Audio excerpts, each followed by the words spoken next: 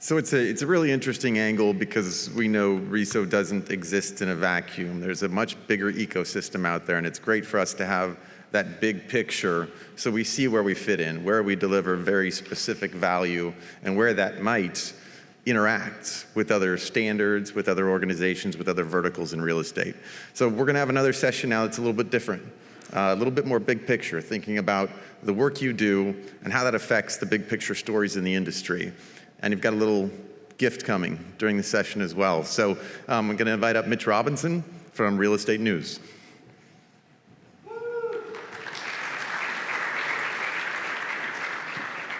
Hi, everybody. Let me just start by giving you some real practical advice. A lot of you guys down front, you're looking at your screens, which you should be. I don't know what you're doing. You're coding, you're talking to the office. But let me give you some very practical advice, including those people down there. Hi, guys. I can see you back there. Just do not eat a quarter pounder today. Just don't do it. I don't know if you've been watching the news. I love McDonald's. Just don't eat a quarter pounder today. Look it up. You'll figure out what I mean. I want to talk about something totally different, though. When you see that slide that says, what stories today will change your organization's world tomorrow, what that really means is, what the hell are people reading? And you need to know this. Your subscribers, what are they looking at? What are agents, brokers, executives, people that run your association, your MLS, what are they reading? That informs the decisions of what we all do and what you're doing. The more you know about these audiences, the better you can be at what you're doing. And you may even be like, I think people should write about what I'm doing. It's important. So that's what we're gonna talk about today. And let me just tell you right now, the last 4 slides you're gonna wanna take a picture of. Sam just said, I'm gonna give you something that's worth almost as much as a pair of AirPods. Everybody gets one, it's not just one door prize. So have your phone ready for the last 4 slides. So great, you're getting certification from RESO, you're doing something amazing, but the media can be scary and confusing. And before you kind of understand what people are reading, like you gotta get over being scared of the media, and especially whether it's Inman or HousingWire or us at realestatenews.com, like if you understand how things work a little more, it just makes things better. So I have an advantage. Before I worked at EXP and Zillow and all these places, I used to have hair, and I directed the news. I used to do a segment on the morning news. There I am learning how to be a Walmart greeter. I was even on a talk show, Jenny Jones, so I'm not scared of the media. I have this advantage, and up in the corner there, I married a journalist years ago, back when journalism was kind of just black and white. Like everything was black and white in the 80s and 90s, trust me, including the screens they used, green screens. So I'm not intimidated by the media, which has kind of helped me in these other roles I've had. So when somebody writes a story, when I worked at Zillow about the most important day in company history, that's like the headline we would all kill for, right? You guys are doing important work, you want a headline like that. When I was at EXP and people at the time were making fun of a virtual world before the metaverse and all that stuff started, that's the headline I wanted to get. And even when I worked at a startup at Tomo, brand new startup, like why should anybody write about us? To get a story like that was really, really important. And you guys are all doing valuable work as well. So one of the ways to understand the media is to know what people are really reading. This used to make me crazy. When I worked at some of these companies, I was like, if I only knew what people really cared about. Like I see these big headlines, and do they care about luxury? Do they care about Mauricio Umansky and who he's dating? Like, is that what they want? Like, I just didn't know. So I'm actually gonna show you our data right now at realestatenews.com. I'm gonna kind of open things up and show you guys what people are reading. And I'm sure you have some perceptions of what you think it is, but let's take a look. And this is since the beginning of the year. So we could be writing a story right now that'll jump into the top 5. It happens that fast. And there's a reason behind these stories, but let's talk about them, okay? Mortgage rates. Why would just one story about mortgage rates jump to the top this year? Well, think about who reads us. It's, I always say, Gary Keller reads us, his executive team reads us, and a brand new agent at KW reads us. But we also have a ton of consumers that read us. Number two, this is probably one of our top stories that hits so many different audiences. It hits technology, it hits consumers, it hits agents, it hits people that love Zillow, it hits people that don't like Zillow. It hits at a time when there was so much confusion going on in the industry that still exists at this moment. Okay? Of course, court stories, number three. Anything tied to the lawsuits this year has been big. Okay? Our audience, though, made up of agents, our agent audience sometimes looks a lot like consumers, right? So they care if an insurance company is going to pull out. And, you know, we try not to lean into keywords just to get page views, but if we write a story about commissions, people are going to read it. Super important. But let's look a little bigger at maybe like the top 10 and see if we see any themes here. And the theme you might be seeing, because I put those gavels up there to make it easy on you, is, wow, if it's something having to do with a lawsuit or commissions, that's what they want to read. Which in some ways kind of depresses me a little, in some ways it kind of excites me. Like, it's hard when you do journalism because news is news, and you should cover what's out there, but you also want to understand what the audience cares about, and you want to find that blend. You just don't want to write to a keyword.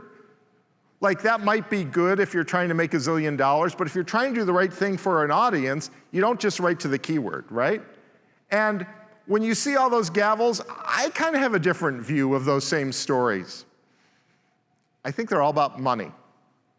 They're all about how it impacts the wallet of an agent, a broker, a vendor, an association, an MLS, all of your subscribers. I can make the case that almost every one of those stories ties to the wallet of somebody or the revenue they're going to make. And you see a couple other kind of C's there. Those are obviously big consumer stories.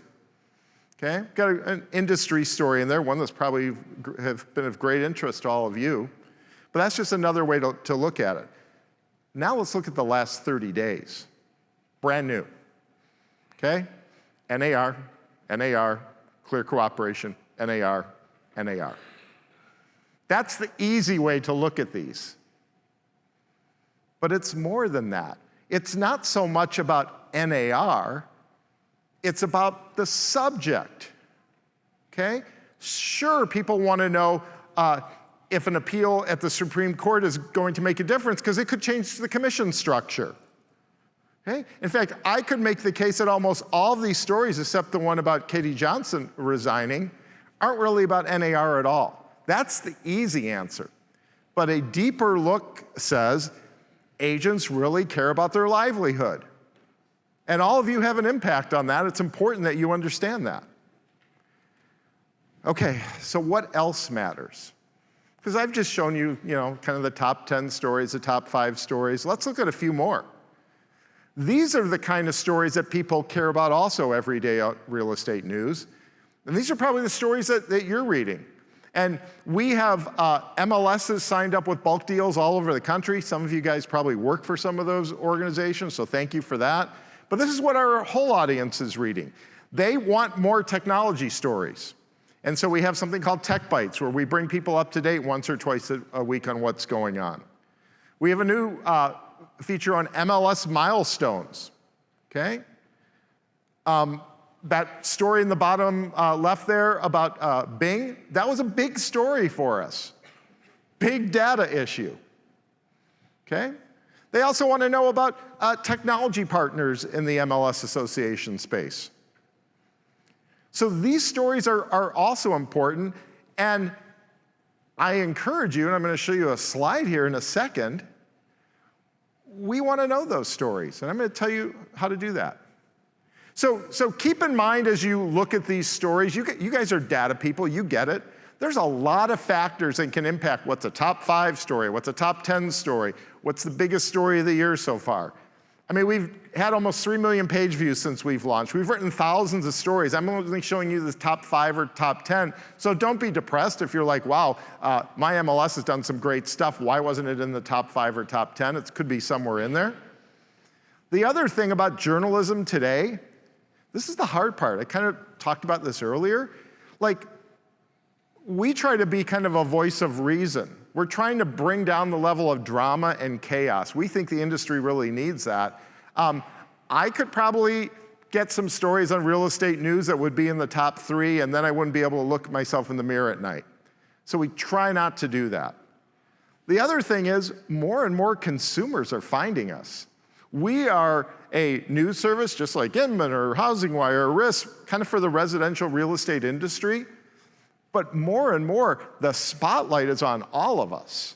The New York Times is writing more stories about real estate, obviously. So is the Washington Post, so many other publications. So they're finding us too. Consumers are coming to us trying to understand what the hell's going on. And tied to that, Search suddenly loves realestatenews.com. We don't write to Search, but we're amazed sometimes about what can happen just in one day and how an algorithm can take over, and something that was a throwaway story in our world suddenly is a big story to the rest of the world. Speaking of news, there's something in the news today. Here's your first image to grab. You can either take a picture of it so you see the URL, or you can grab the QR code right now. About 10 years ago, Stefan Swanepoel, industry icon who also happens to be the founder of Real Estate News and my boss, he wrote something called the Danger Report.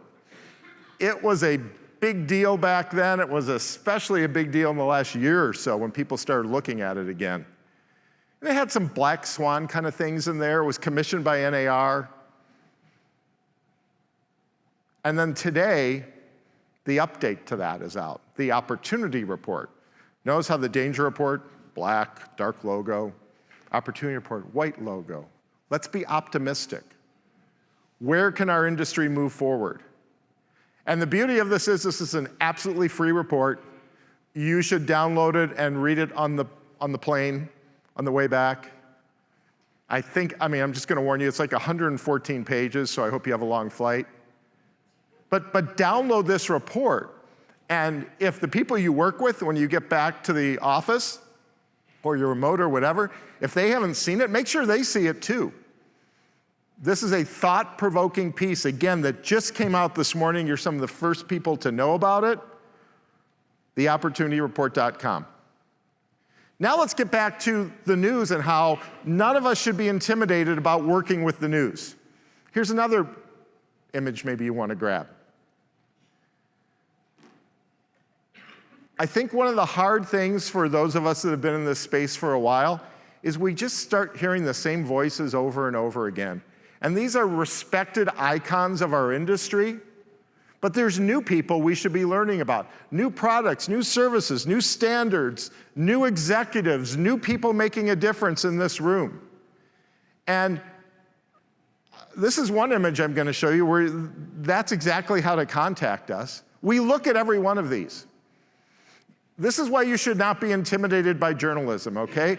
You might think, oh my gosh, they have 50 or 100 people and nobody looks at this. We've got like 8 people, guys. I'm going to tell you. We got 8 people. We look at everything we get. So now you know how to get a hold of us. And in a second, I'm going to get in trouble and give you guys someone's cell phone so you can just text them, and I'm going to get a lot of shit for it later, so just going to tell you. All right, here's something else I want to do for you. This is a door prize for every single one of you. If you are not a bulk subscriber to Real Estate News through your MLS, everybody here today, this is our Oprah moment, gets a free 1-year subscription to Real Estate News.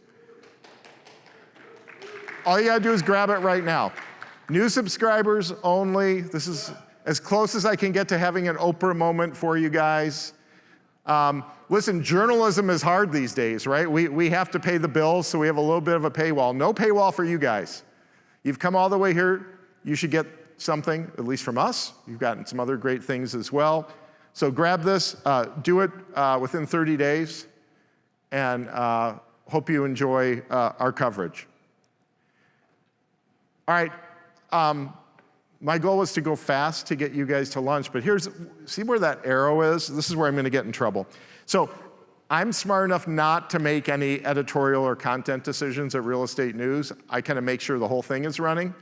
I like to have a wall between us and our editorial team. Stephanie Reed Simons is our SVP.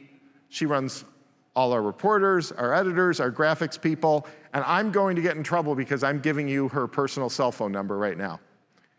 So you have no excuse. At some point, text her and say, here's something you should know about. Okay? And here's what I want to tell you guys. Like, those of you that don't work with the media very often, you're like, I'm doing good things, but I don't know how to write a press release. You don't need a press release. You just need to tell people about what's going on. And maybe it's not something today that we're going to write, but it's something tomorrow. Or maybe it's a theme. And for those of you that are vendors in the room, I don't even like the word vendors, to be honest. Those of you that are building great things, what's most interesting, if you can tie it into a theme of something going on in the space, whether it ties to standards or something else.